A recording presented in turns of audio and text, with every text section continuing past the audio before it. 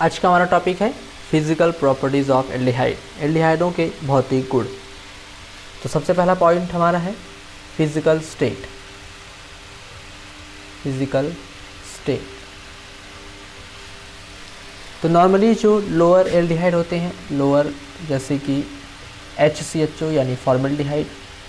तो फॉर्मल्डिहाइड जो हमारा होता है, फॉर्मल्डिहाइड, इसके अगर स्टेट्स की बात करें तो ये हमेशा जो है गैसियस स्टेट में एग्जिस्ट करता है। और इसके बाद का जो हमारा एल्डिहाइड है दैट इज CH3CHO यानी एसिटल्डिहाइड। एसिटल्डिहाइड ये एज ए वोलेटाइल लिक्विड के फॉर्म में रहता है, वोलेटाइल लिक्विड के फॉर्म में रहता है। इसके बाद से जितने भी एल्डिहाइड हैं, रेस्ट बचे हुए जितने एल्डिहाइड हैं जैसे कि प्रोपेनल्डिहाइड या ब्यूटाइल्डिहाइड या पेंटेनल्डिहाइड, जैसे कि CH3 CH2 CHO या फिर CH3 CH2 CH2 CHO। इसके बाद जितने भी एल्डिहाइड होते हैं सभी के सभी जो है एज अ सॉलिड स्टेट में एग्जिस्ट करते हैं, सॉलिड स्टेट में एग्जिस्ट करते हैं। तो फिजिकल स्टेट में जो हमारा नॉर्मली फॉर्मल्डिहाइड होता है, सबसे पहला जो एल्डिहाइड है वो गैसियस स्टेट में होता है। उसके बाद जो हमारा एसिटल्डिहाइड होता है वो वोलेटाइल लिक्विड के फॉर्म में रहता है, जबकि इसके बाद के जितने भी एल्डिहाइड हैं वो सॉलिड स्टेट में एग्जिस्ट करते हैं। नंबर 2 पॉइंट हमारा है बॉइलिंग पॉइंट।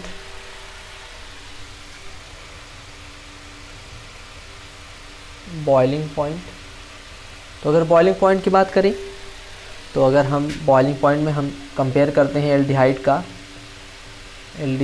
का हाइड्रोकार्बन के साथ, हाइड्रोकार्बन के साथ और ईथर के साथ। तो जो एल्डिहाइड होता है, एल्डिहाइड का जो बॉइलिंग पॉइंट होता है वो ज़्यादा होता है as compare to hydrocarbon, as compare to ether. Ether और हाइड्रोकार्बन के कंपेयर में एल्डिहाइड का जो बॉइलिंग पॉइंट होता है वो ज़्यादा होता है। ऐसा इसलिए होता है क्योंकि एल्डिहाइड्स में होता है dipole dipole interaction, dipole dipole interaction के वजह से ही इनमें होता है, इनका जो बॉइलिंग पॉइंट होता है वो अधिक होता है, जबकि हाइड्रोकार्बन या ईथर में डाइपोल डाइपोल इंट्रैक्शन नहीं होता है। ठीक है, अब यहाँ पर आपको ये ध्यान रखना है कि इनका जो मोलर मास है वो नियर अबाउट इक्वल होना चाहिए। जैसे कि अगर हमने एल्डिहाइड मान लीजिए लिया है CH3 CH2 CHO और इसका अगर हम मोलर मास निकालें तो देखते हैं कि कितने कार्बन है, 3, 1 2 3 कार्बन, तो यानी 12 या 36 प्लस ऑक्सीजन यानी 16 प्लस 3 2 5 1 6 यानी 6। अगर इसको हम लोग जोड़ते हैं तो 36 6 42 10 52 6 58 यानी आता है लगभग 58 के बराबर आता है, 58।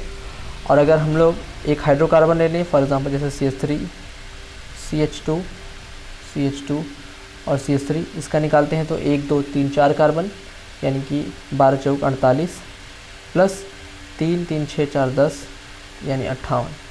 तो अगर हम इन दोनों का कंपेयर करते हैं नॉर्मल ब्यूटेन और प्रोपेनल्डिहाइड का, तो हमारा जो प्रोपेनल्डिहाइड होगा इसका जो बॉइलिंग पॉइंट होगा वो ज़्यादा होगा, जबकि इसका बॉइलिंग पॉइंट हाइड्रोकार्बन का कम होगा। बस आपको ये ध्यान रखना है कि जो उनका मोलर मास है वो लगभग बराबर होना चाहिए, तो उनमें जो हमारा एल्डिहाइड होगा उसका बॉइलिंग पॉइंट अधिक होगा, बिकॉज इसमें डाइपोल डाइपोल इंट्रैक्शन होता है। तो आइए अब जानते हैं कि डाइपोल डाइपोल इंट्रैक्शन होता क्या है। डाइपोल डाइपोल इंट्रैक्शन ये वर्ड है क्या?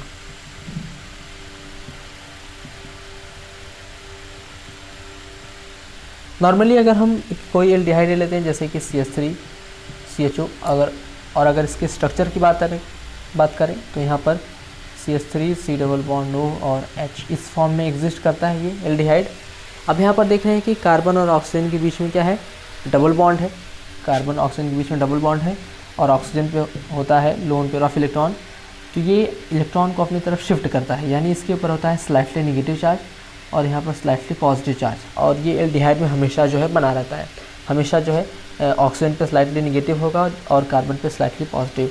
और इसी के कारण जो है कहते हैं कि इन दोनों में क्या हो रहा है, इन दोनों में डाइपोल जनरेट हो जाता है। डाइपोल मतलब कि दो अलग अलग चार्ज जो है जनरेट हो जा रहे हैं, एक तरफ नेगेटिव है दूसरी तरफ क्या है पॉजिटिव है।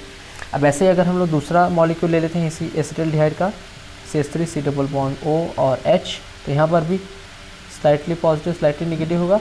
तो इस कार्बन और इस ऑक्सीजन के बीच में क्या होता है, यही इसी को कहते हैं हम लोग डाइपोल डाइपोल इंट्रैक्शन। दो अलग अलग पोल्स के बीच में इंट्रैक्शन होता है और इसी के कारण जो है इसका बॉइलिंग पॉइंट जो है ज़्यादा होता है, जबकि ये चीज़ें हाइड्रोकार्बन और ईथर में नहीं होती हैं। हाँ, अगर हम बात करें एल्कोहल की, तो एल्कोहल अगर और एल्डिहाइड का अगर कंपेयर करते हैं, अगर हम ले लेते हैं कोई एल्कोहल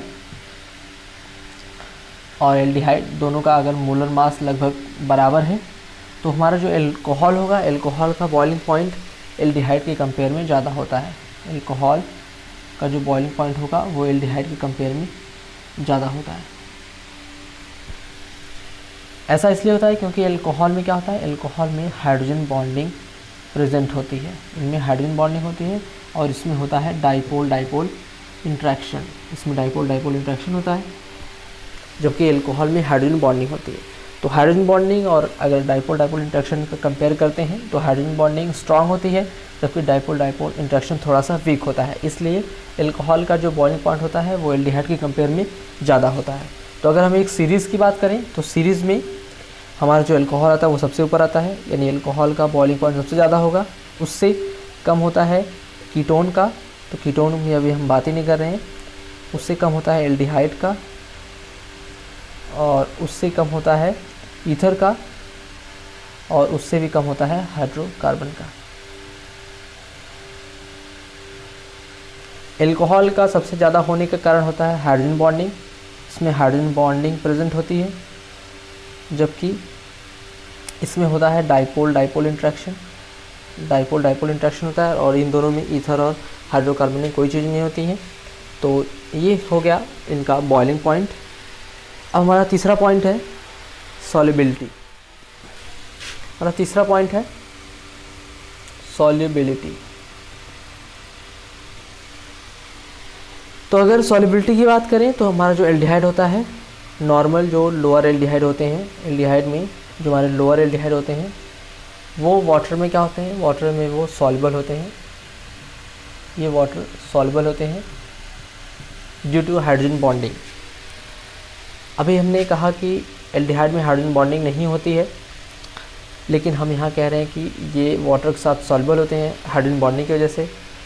तो आपको बता दें कि एल्डिहाइड अगर मान लीजिए हमने ले लिया है CH3 C double bond O और H, ठीक है, और अगर एक और मॉलिक्यूल ले लिया CH3 C double bond O और H, तो यहाँ पर देखते हैं कि यहाँ पर अगर हमारा जो भी हाइड्रोजन है, अगर हाइड्रोजन किसी ऑक्सीजन के साथ जुड़ा हुआ है, जैसे मान लीजिए H2O में होता है, H2O में हमारा जो हाइड्रोजन ऑक्सीजन के साथ जुड़ा हुआ है, तो यहाँ पर ये हाइड्रोजन बॉन्डिंग में पार्टिसिपेट करता है, जबकि एल्डिहाइड में ऐसा नहीं है। एल्डिहाइड में ये जो हमारा हाइड्रोजन है ये कार्बन के साथ अटैच होता है, यहाँ पर भी एल्डिहाइड में जो हाइड्रोजन है वो कार्बन के साथ अटैच होता है, इसलिए ये हाइड्रोजन बॉन्डिंग में पार्टिसिपेट नहीं करता है।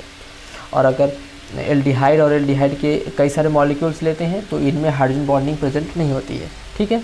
लेकिन अगर यही एल्डिहाइड की सॉल्युबिलिटी की बात करें, यानी एल्डिहाइड को अगर हम लोग वाटर में जो है मिक्स करते हैं तो देखते हैं कि ये वाटर मिक्स हो जाता है, क्योंकि तो यहाँ पर अगर हम लोग एल्डिहाइड का एक मॉलिक्यूल ले लेते हैं और एक H2O का मॉलिक्यूल ले लेते हैं, तो यहाँ पर देखते हैं कि एल्डिहाइड में और वाटर में हाइड्रोजन बॉन्डिंग होती है, इसके कारण जो है ये एल्डिहाइड जो है लोअर एल्डिहाइड वाटर में सॉल्युबल होते हैं, जबकि जो हायर एल्डिहाइड होते हैं वो वाटर में सॉल्युबल नहीं होते हैं।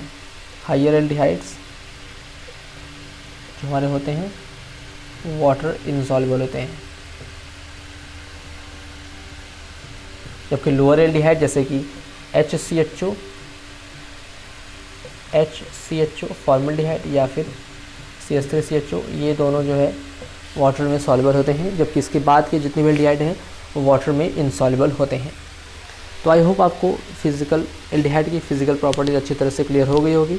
तो अब हम नेक्स्ट के लेक्चर में कवर करेंगे केमिकल प्रॉपर्टीज़ ऑफ एल्डिहाइड।